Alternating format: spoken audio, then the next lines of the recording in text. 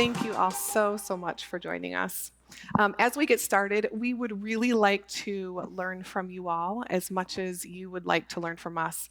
One of the first things that we'd like to do is to better understand you as an audience. So, if you can, help us understand what size org that you come from today. So, first things first, and our panelists, we're all going to participate. We're going to have you get up out of your seats, so prepare yourself. If your organization has between 0 and 500 employees, go ahead and stand up for us. Awesome. All right, and I know the folks at home and in their offices today can't participate in this one, but we had about maybe a handful, 10 people stand up there. All right, if you have between 500 and 2,000 people, go ahead and stand up. All right, have about 6 people, maybe 8 people stand up there. Awesome. If you have between 2,000 and 5,000 folks at your organization. Okay, another maybe 5, 6 people. If you have, where did I leave off, 2,000? 5,000. 5,000. I think. If you have more than 5,000 people. More than 5,000. You did the math. Okay. All right. So we have a good, what is that, 30, 25, 30 folks? All right. Standing up? Okay, just to give you an idea. Awesome. All right, another one for you. How many continents does your business serve? If your business is serving more than one continent, go ahead and stand up. More than one continent. One or more continent. One or more continent. Shouldn't everybody? One or more continent. One or more. One or more continent. That's everybody, right? Well, that's right. That's how numbers work. Okay, yeah. One or more. Okay. 2 continents. Between two, let's go with 2 continents. 2? 2 or more, or just 2? Just 2. Just Let's do just 2. 3 continents. Okay, 4? 5? Oh. 6? Oh, sorry, we're 6. Very nice. We still have some folks standing. All 7? All 7. Very nice. Very nice. We still have about, for the folks at home, we still have about 5 folks standing in the room across all Wow. 7 continents.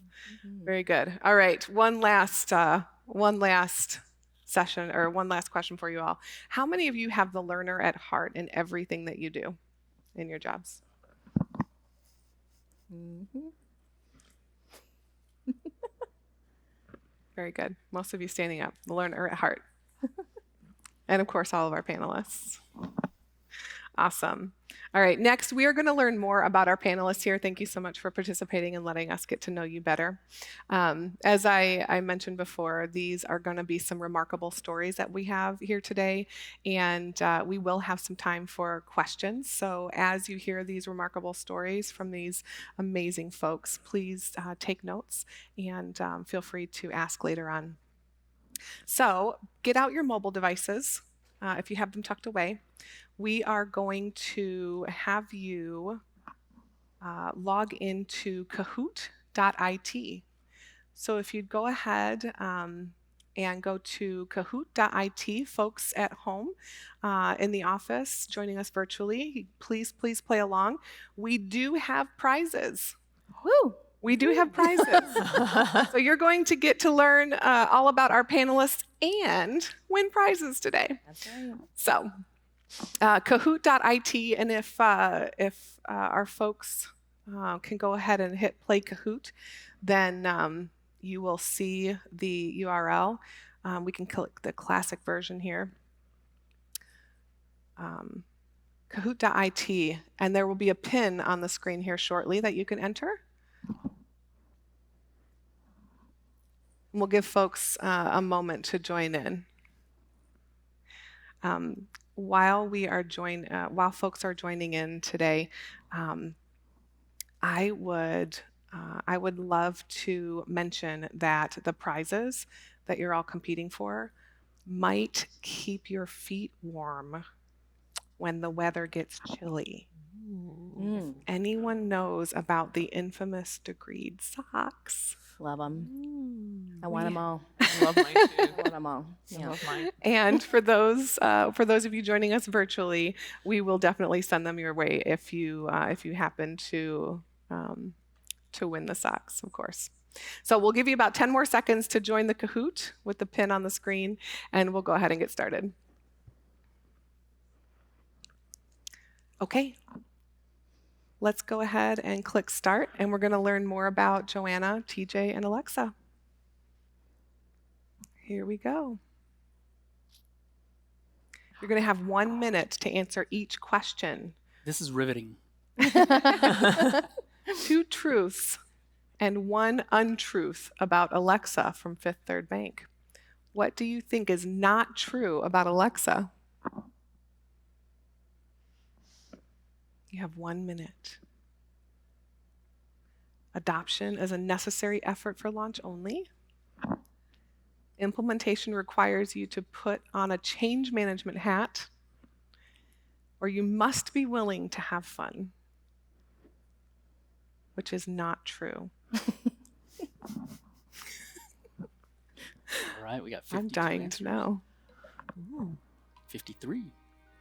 Oh. Oh, there's some music. Uh-huh. This is nerve-wracking. There we go. 12 seconds left. Get your answers in. Let's see.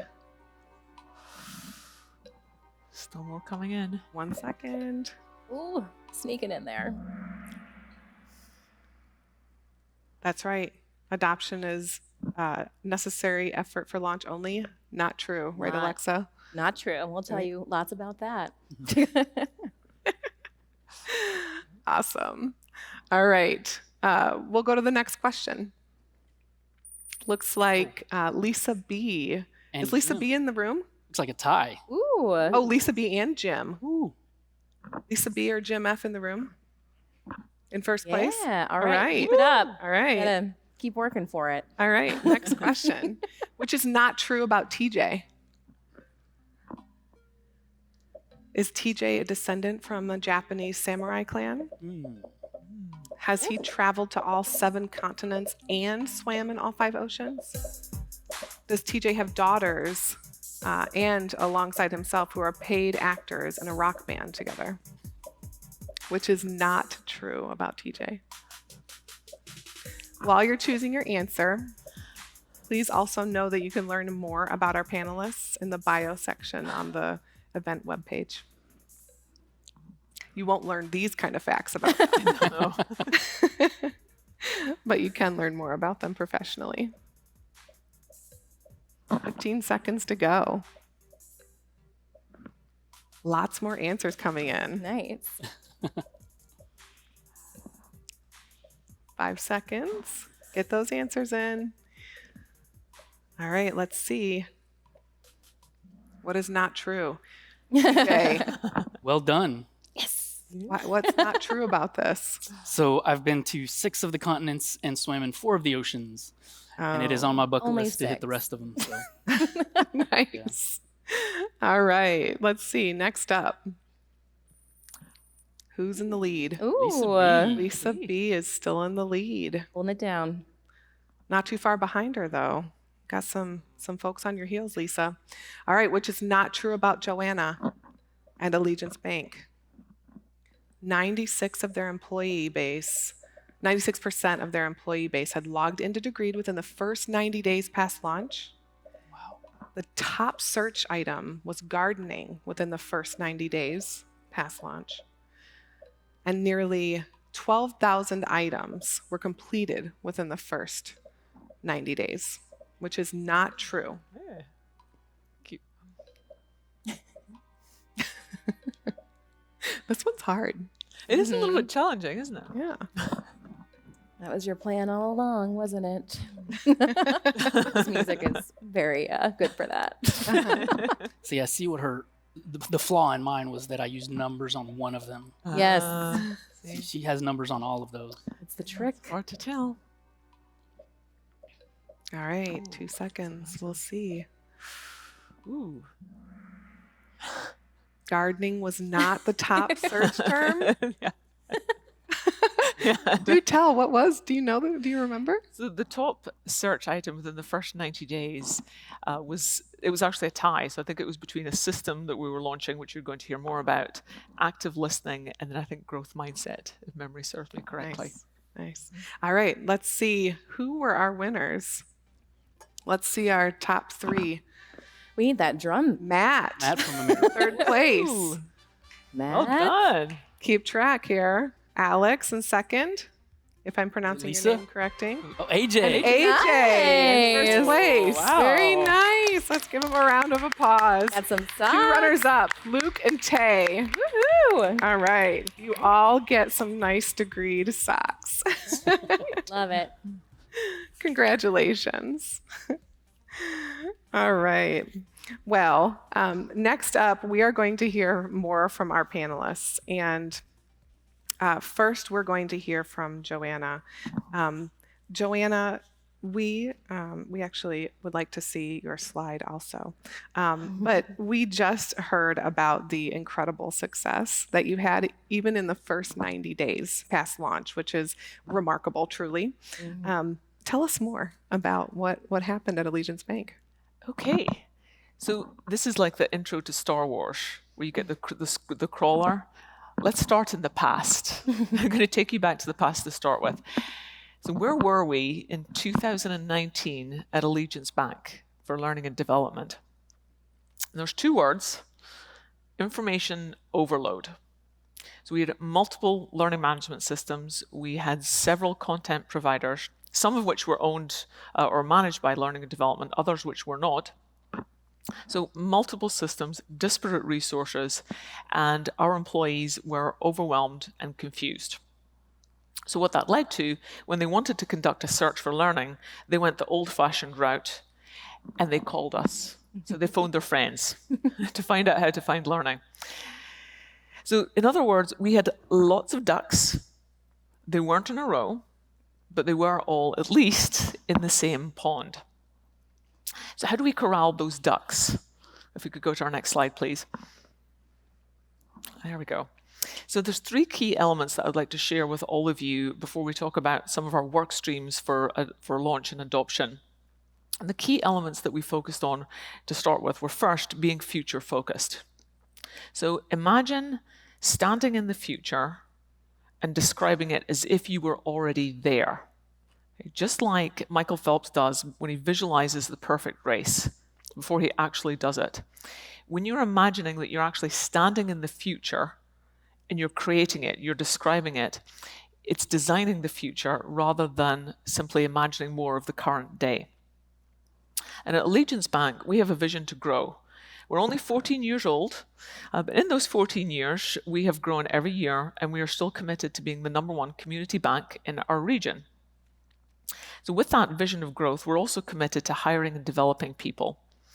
Of course, learning and development plays a large role in that. So it's no surprise that one of our key requirements for our vision for growth at Allegiance Bank is to have a first-class learning and development program that all of our employees have access to promote high performance. So we own that requirement. This is the type of requirement that gets shared on investor calls and in our shareholder meetings. And to honor that requirement, it means that we have to leverage our learning and development resources to achieve our company objectives, but we also have to leverage technology so that we can gain efficiency. And this is something that we really didn't have a lot of in 2019. Okay? So when you're thinking about pitching your learning management, or your learning experience solution, or your learning software, or implementing it, first imagine that future and get it so clear that you're standing in the future and looking back to the present, and make sure that that future, you can tie it in clearly to the vision of your organization. So our second key element here is drip, drip, and drip. Okay, so we've got that duck theme going on here. It's about dripping your communication intentionally and consistently with all of your decision makers. So the executives, your key stakeholders, potentially subject matter experts, having one-on-one conversations with them and tying the future that you've just designed with the vision that not only for the organization, but for what they have for their key departments. Also use that opportunity to create your learning solution as a solution for whatever headaches they might be dealing with. It's the solution that they're looking for. What you're trying to aim for here is starting to own a piece of mental real estate in someone's brain, that they start thinking about your learning solution as the solution for their problems, and then just keep repeating it. So it's the constant drip, drip, and drip, and that takes time. It takes a lot of time to keep doing that. Our last key element is to make it easy and make it motivating by habit stacking. So if you're not familiar as to what habit stacking is, it's essentially taking the new behavior or habit that you want to create or to implement and attaching it to a habit or a behavior that's already in existence. And when you do that, you're leveraging the power of the current habit because people are already doing it, and you're attaching that new behavior to that habit, to that existing habit. So you've got some power there, okay? What we realized at Allegiance is that we had to, in that term of habit stacking, we had to show our employees that Degreed was so easy to use that it didn't require training in itself.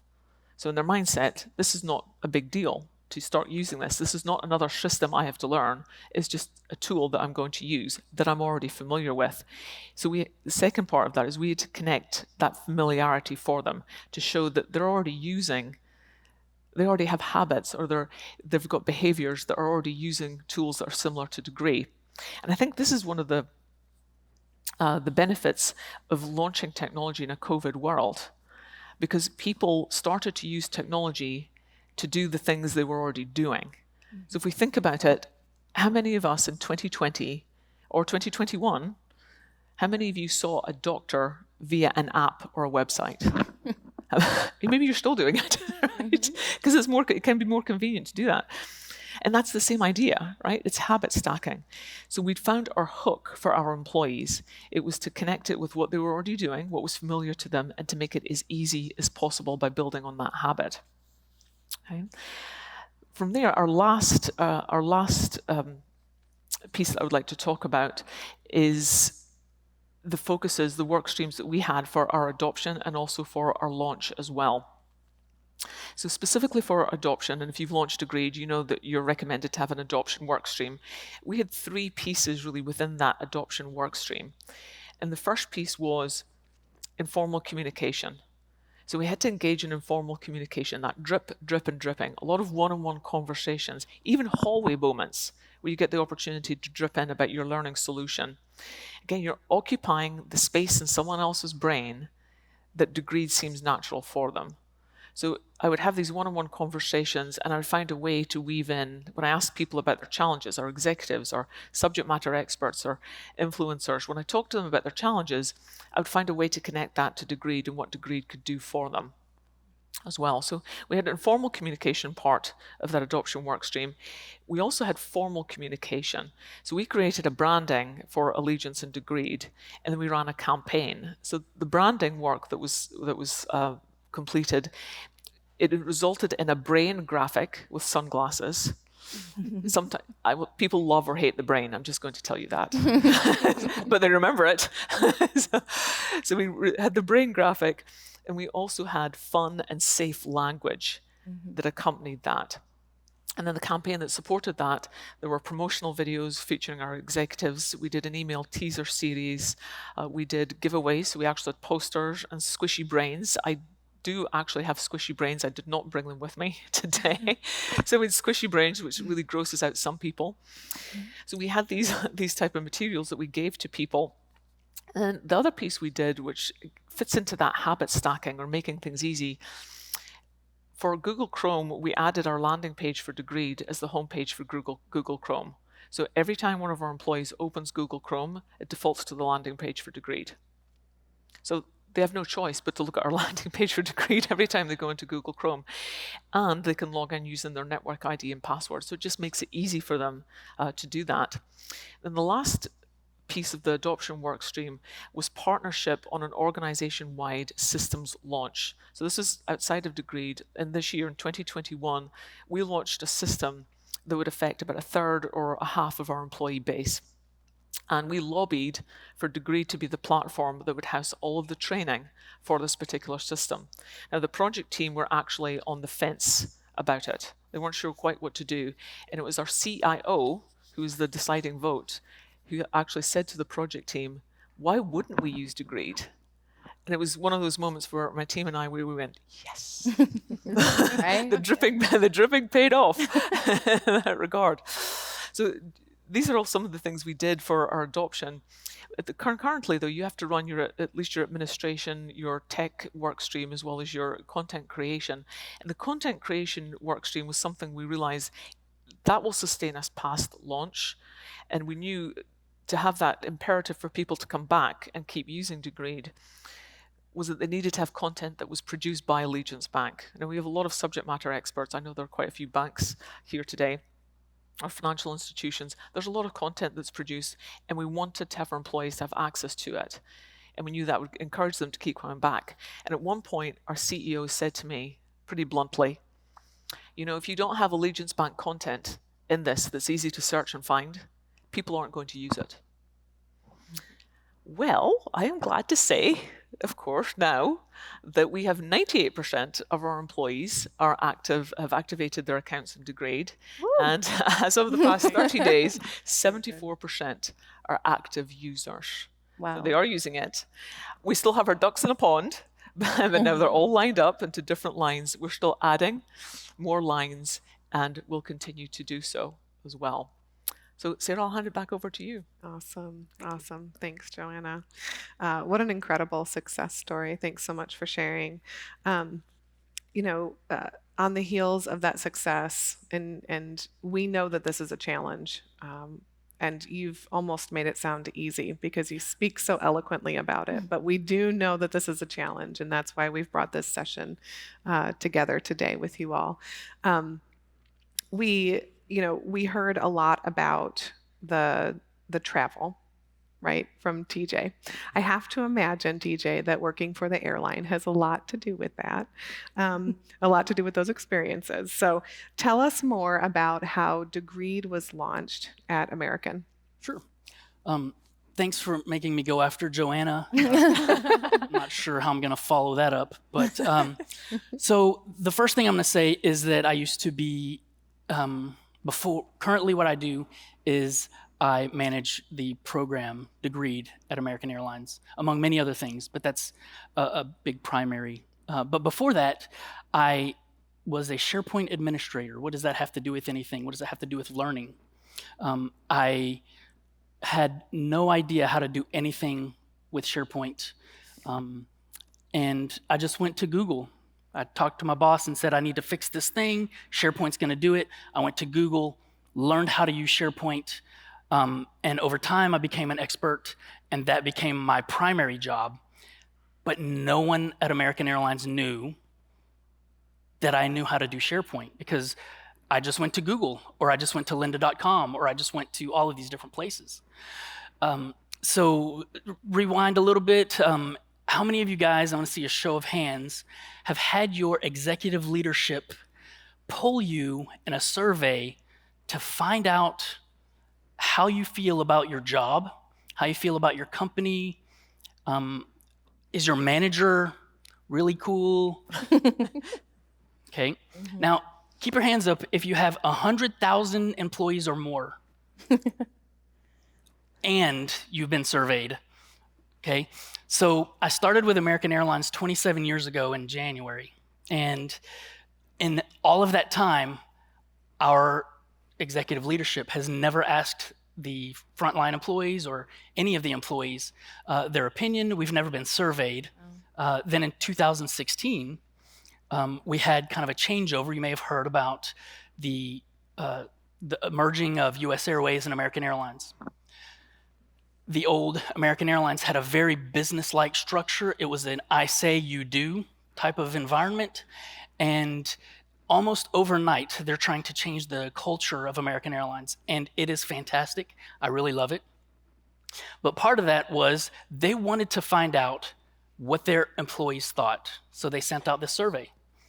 And in the survey, there was an overwhelming response that there's just not enough development. There's not enough development opportunities at American Airlines. So we, poured over the details. We looked at all of the different things online, different products and different avenues that we might be able to do. And we found Degreed. Degreed, had I had access to Degreed in 2016, I would have been able to log all of my training that I did, and there would have been that evidence. I could have taken it into an interview or something like that and said, hey, I have SharePoint administrative expertise. So we decided, let's give this a shot.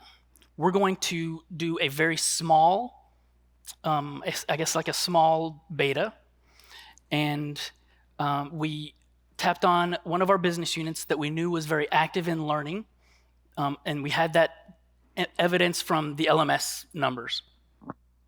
And they were very interested as well. So we had to negotiate the contract for, Degreed said that we prefer to do an alpha or a beta just with everybody. But when you have, for those of you that raised your hand, when you have a very large organization and you have to implement something or turn the aircraft carrier, it can take days to turn that carrier, or in this case, months to roll back something that you've pushed out. And so we started with a very small alpha, and the test pilot went wonderfully, and everyone was very excited. We decided at that point, okay, we'll get IT involved, we'll go through the SSO process.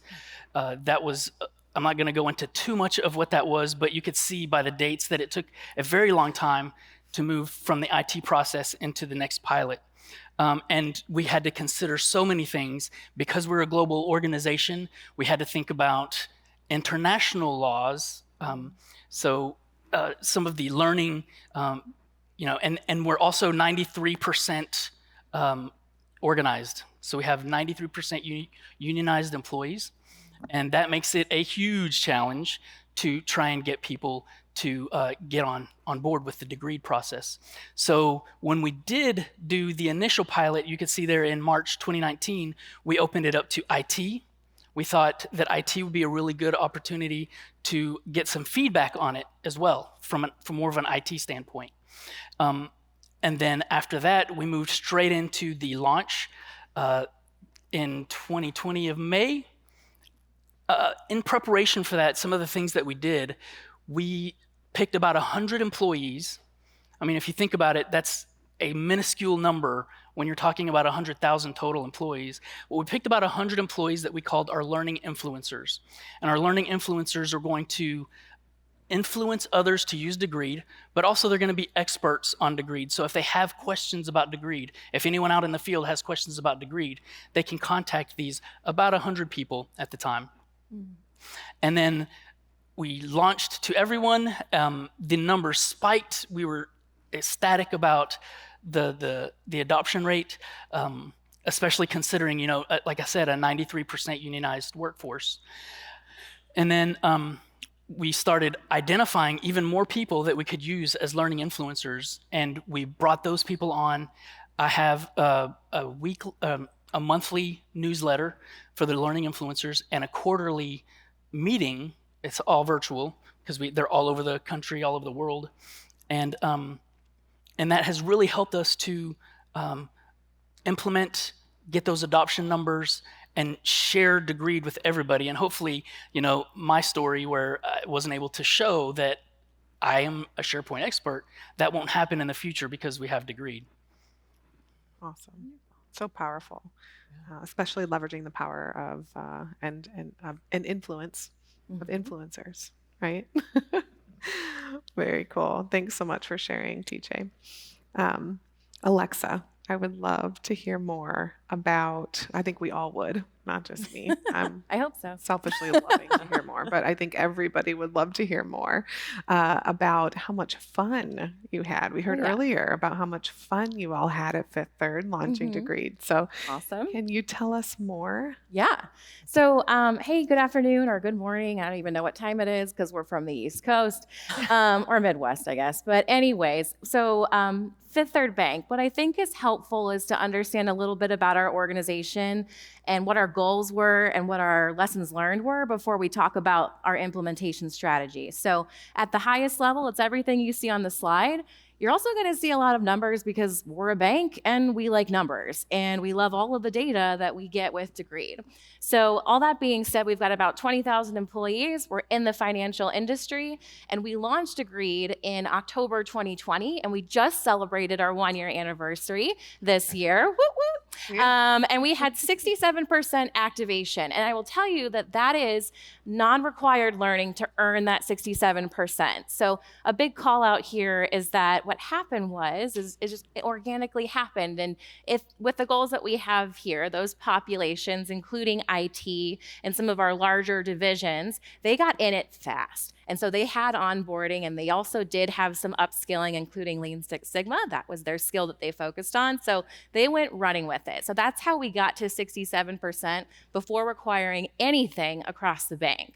So we did require something just recently, which is definitely going to surge that to 100% activation because everyone will have to take it. But it's a skill-based learning. It's the skill of unconscious bias, which is very relevant right now. So we felt that that was important to be something that is the first true skill that we would require to get everyone in the platform. So all that being said, we have lots of goals. So of course, we're hearing a lot of contemporary, personalized, employee-driven, your true LXP experience. We want to upskill new hires and reskill and upskill certain populations. So we went in with leadership and we also went in with IT because IT is ready. Finally, this is going to be where all programs are designed. For us, we promoted it as your one-stop shop for learning and development at Fifth Third. It was the front door to a house of learning. So we, of course, had a lot of lessons learned in that time. And the first and foremost, if I could tell anyone at any stage of their implementation, change management and the model of ADKAR, it's ProSci. So ADKAR is awareness, desire, knowledge, ability, and reinforcement. Ability. And that is vital to your implementation. And I say that because we are all learning professionals in this room. We are excited about learning and development, or we're human capital professionals in this room. And we can forget that our learners, or ultimately our customers, aren't there yet. They don't get it. And so then add on all of the functionality of Degreed, and you can get lost really fast and not have a focus, which can get overwhelming for someone to get into a new system. So that is first and foremost, that was critical to making sure that we stayed on track year one. Second, this is a lesson learned. I was the adoption workstream lead. We implemented all of the suggestions from Jillian at the time, and I thought I might be returning to business as usual at some point, and it's definitely become a part-time gig. So what happens there is, that's the beauty of it, though. It's not a bad problem to have. We've established a lot of relationships across partners, and interestingly, across our human capital partners, being such a large organization that we really didn't have before, and that's something that we'll talk about in a minute. So finally, other lesson is that you do want to balance required learning and inspired learning. So that will help you to grow your activations and keep them coming back. So again, we'll talk about that in just a moment. So how did all of this come together for us in our first year and implementing and campaigns and adoption and strategy? So here's what you see on this slide. There's two things. You're going to see lots of triangles. So the very tall triangles are called shouts. This is also, by the way, the hum, sing, shout model. So Taylor Blair, he's helped set us up with that, as well as Jillian, and we absolutely went with this and ran with it. So it's hum, sing, and shout. Your sings are those things that are really grabbing the attention. They're the fun events that you have. Or sorry, those are your shouts. Your sings are your campaigns, so something that you might do quarterly. And your hum is always on. It's everything that you're doing all the time to make sure that your adoption and your visibility of Degreed, but ultimately personal and professional development is at the forefront of what's ultimately the goal that we have here. And so I will tell you the other piece of this is the bar graph that we get from Taylor as well to see our engagement. So we were thrilled to see that we maintained between 40 to 60% return users, where the goal was 30%. So a couple things as I kind of summarize what you're seeing here is that this was not all put together before we rolled it out. So we probably had about October to December plan, but what happened was all the change management work and a lot of what Joanna and TJ have shared here, getting champions, getting advocates, getting visible sponsors at a very high level to advocate for it, they started pushing it in their own channels. So we didn't even have to think about the communication, the intranet landing pages or the newsletters that each of our divisions in the bank had, because they were ready to go. So it started happening naturally. So first and foremost, I have to share that. The other thing is that there are change management pieces in here. So you might see like a CEO email, or you're going to see that our entire L&D team was given goals to grow specific metrics within Degreed and the usage of Degreed across the bank. So it was successful.